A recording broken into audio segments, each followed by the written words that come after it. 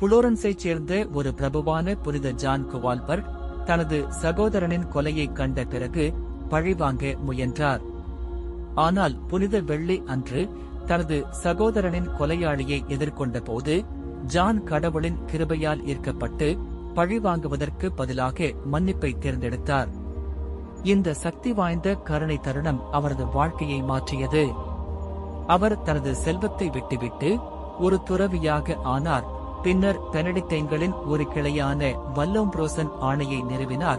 இது அவர்களின் எளிமை, இயற்கையின் அன்பு மற்றும் ஏழைகளின் பாதுகாப்புக்கு பெயர் பெற்றது. திருச்சபையை சீர்திருத்தவும் நீதியை மேம்படுத்தவும் அவர் அயராது உழைத்தார். இரக்கமுள்ள கடவுளே, செயின்ட் ஜான் குவால்பர்ட்டின் இதயத்தை கோபத்திலிருந்து கருணைக்கு மாற்றியமைத்தீர்கள். அவர் மன்னித்தது போல் மன்னிக்கவும், மோதல் உள்ள இடத்தில் அமைதியை தேடவும் எங்களுக்கு உதவுங்கள்.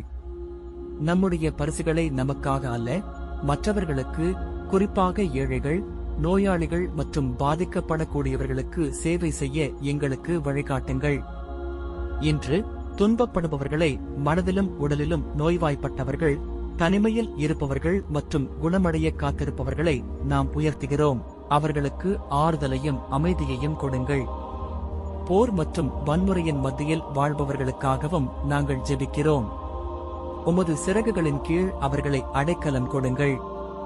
வெறுப்பு ஆட்சி செய்யும் இடத்தில் அமைதியையும், விரக்தி இதயங்களை இருளடையச் செய்யும் இடத்தில் நம்பிக்கையையும் கொண்டு வாருங்கள்.